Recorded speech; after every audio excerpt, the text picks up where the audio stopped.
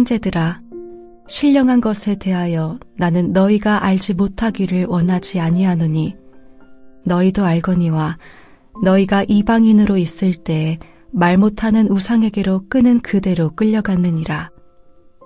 그러므로 내가 너희에게 알리노니 하나님의 영으로 말하는 자는 누구든지 예수를 저주할 자라 하지 아니하고 또 성령으로 아니하고는 누구든지 예수를 주시라 할 수 없느니라. 은사는 여러 가지나 성령은 같고 직분은 여러 가지나 주는 같으며 또 사역은 여러 가지나 모든 것을 모든 사람 가운데서 이루시는 하나님은 같으니 각 사람에게 성령을 나타내심은 유익하게 하려 하심이라.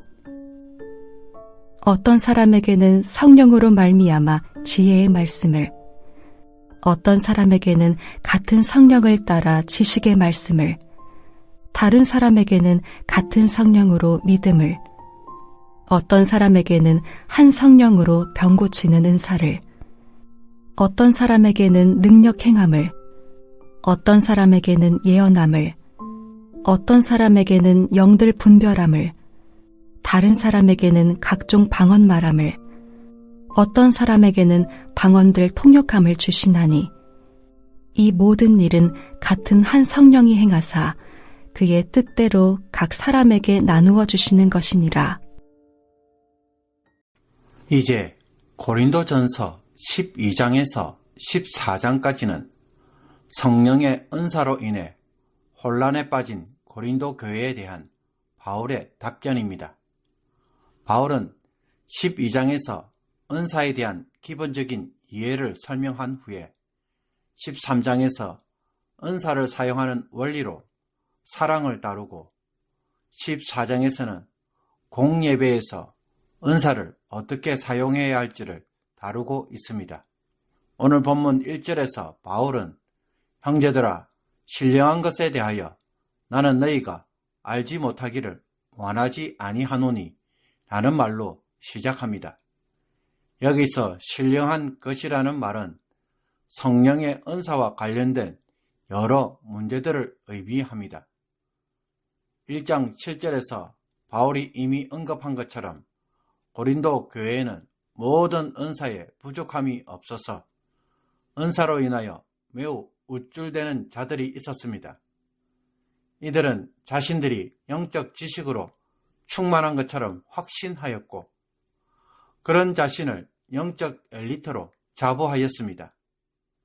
이런 그들에게 영적인 것들에 대하여 그들이 알기를 원한다고 바울이 말하는 뜻은 무엇이겠습니까? 영적 지식을 가졌다는 그들의 자부심과 달리 정작 성령과 관련하여 그들은 기본적인 것조차 제대로 모르고 있다는 것입니다. 과거 고린도 교회 성도들은 예수 그리스도를 믿기 전에 헬라의 신비 종교에 빠져 우상에게로 끌려다녔습니다. 그들은 제사를 드리는 과정에서 황홀경에 빠져 거부할 수 없는 비인격적인 힘에 휩쓸리는 신비적 체험을 신성하게 여겼습니다. 그러나 그들이 섬기는 대상은 말 못하는 벙어리 우상에 불과하였습니다. 따라서 그들은 신비적 체험을 성령의 역사로 간주했을 가능성이 매우 높습니다. 이와 달리 바울은 성령의 역사를 어떤 것으로 표현합니까? 성령으로 아니하고는 누구든지 예수를 주시라 할 수 없다라고 말합니다. 즉 성령의 본질적 사역은 신비 체험을 하는 것에 있지 않고 예수 그리스도를 주로 고백하게 하시는 참된 신앙 고백에 있다는 것입니다. 자신의 삶의 주권이 로마 황제가 아닌 예수 그리스도에게 있음을 고백하게 하고 그리스도에 대한 순종으로 이끄는 일이 성령이 진정으로 하시고자 하는 사역이다라는 것입니다. 한마디로 성령은 예수 그리스도의 영인 것입니다. 누구든지 그리스도의 영이 없으면 그리스도의 사람이 아니라. 그러므로 오늘날 성도들이 성령에 대해 무수히 많은 이야기를 하면서도 정작 성령의 역사를 제대로 체험하지 못하는 이유가 무엇입니까? 고린도 교회 신자들처럼 성령의 역사를 엉뚱한 곳에서 찾기 때문입니다. 남의 집에 가서 내 택배 물건을 찾는 것처럼 신비적 체험에서 성령의 역사와 체험을 찾으려고 하니까 도무지 알 길이 없는 것입니다. 성령의 역사를 제대로 체험하려면 그리스도 안에서 그리스도로 찾아야 합니다. 그리스도를 주로 고백하고 순종하게 하는 그 삶의 인도와 행위 속에서 성령의 역사를 찾아야 하는 것입니다. 고린도 교회가 성령의 역사를 신비적 체험에서 찾고자 할 때에 어떤 문제가 일어났습니까? 바울이 지적하는 것처럼 예배의 혼란과 영적 엘리트주의, 은사로 인한 성도 간의 갈등이 일어나 도리어 공동체의 위기를 가져왔습니다. 신령한 것에 대하여 고린도 교회가 진정으로 추구해야 할 것은 내가 특별한 은사를 가지고 있는가가 아니라 그 은사가 과연 예수 그리스도의 주되심을 얼마나 드러내는가에 초점을 맞춰야 한다는 것입니다. 그리고 교회 공동체 안에는 다양한 은사와 다양한 직분, 다양한 사역이 있다고 바울은 말합니다. 이런 다양한 은사와 직분, 사역은 사람에 따라 사람의 취향이나 결정으로 이루어진 것이 아닙니다. 은사는 성령으로부터, 직분은 주 예수로부터, 모든 사역의 성취는 하나님부터 나온다는 것은 모두 성삼위 하나님으로부터 나온 것입니다. 이 성삼위 하나님이 다양하게 일하심으로 드러난 것이 바로 은사요, 직분이며 사역들입니다. 그러므로 은사의 종류가 다르다고 해서 직분이 다르고 사역이 다르다고 해서 사람이 함부로 그것을 차별할 수가 있습니까?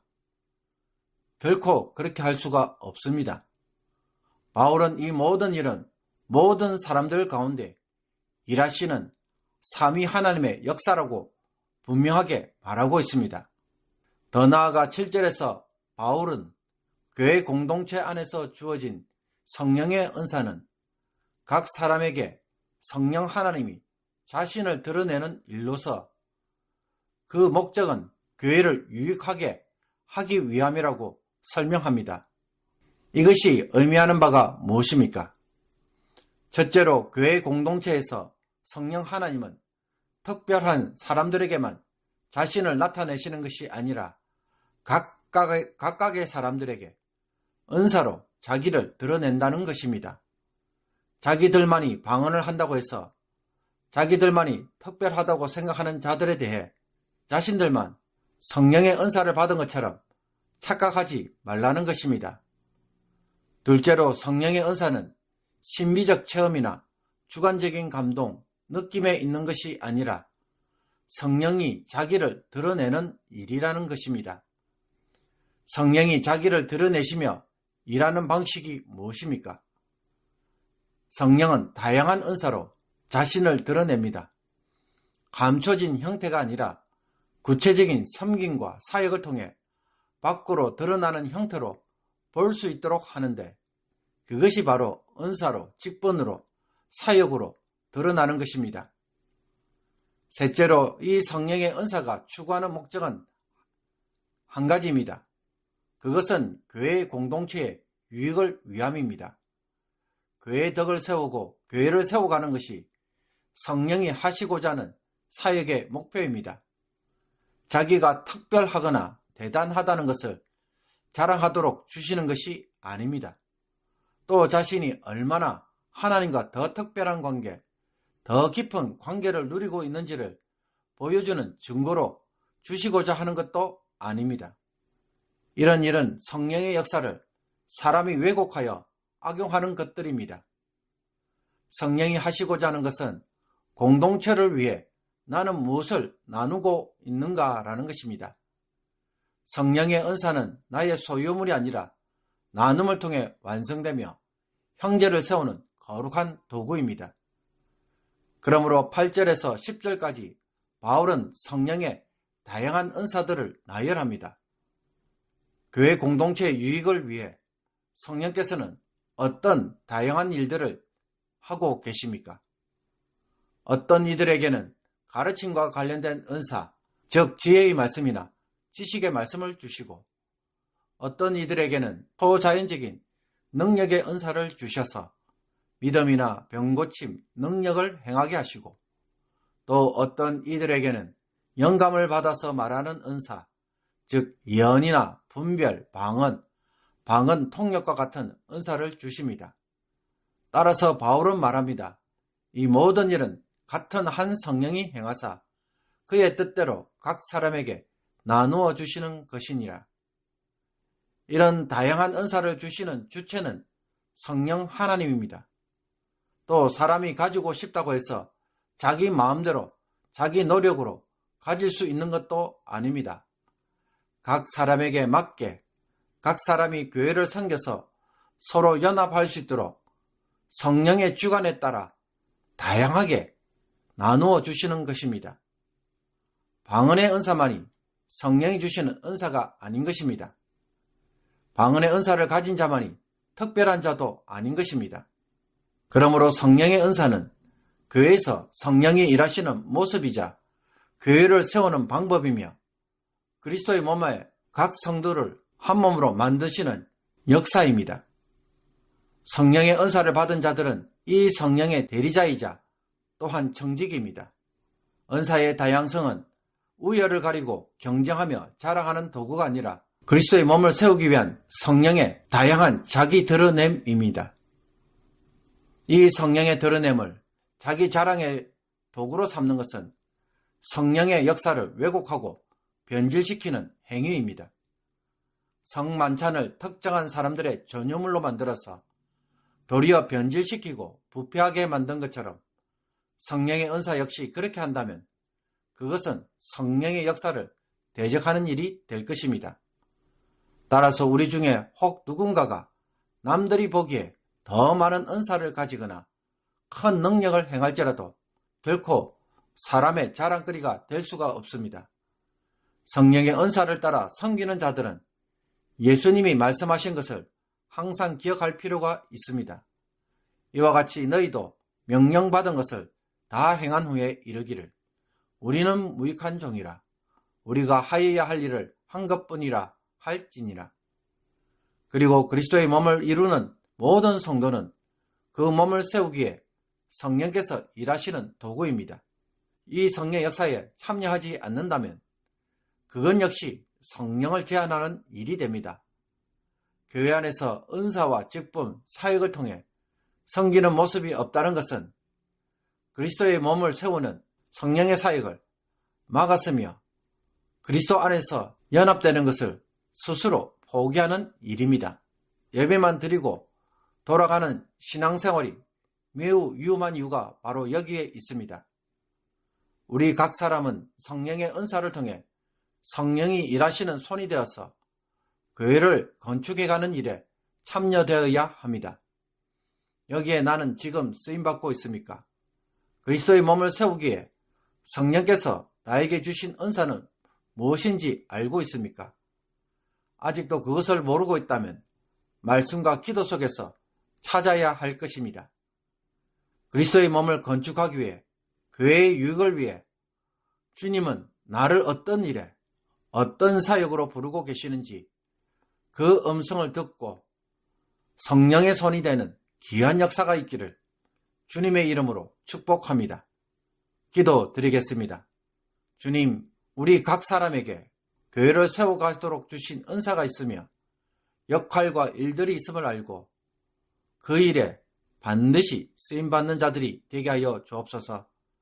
성령을 가리우는 자들이 아니라 나의 섬김을 통하여 성령의 역사를 드러내게 하여 주셔서 우리 가운데에 그리스도께서 영으로 일하시는 것을 모두가 보게 하여 주옵소서.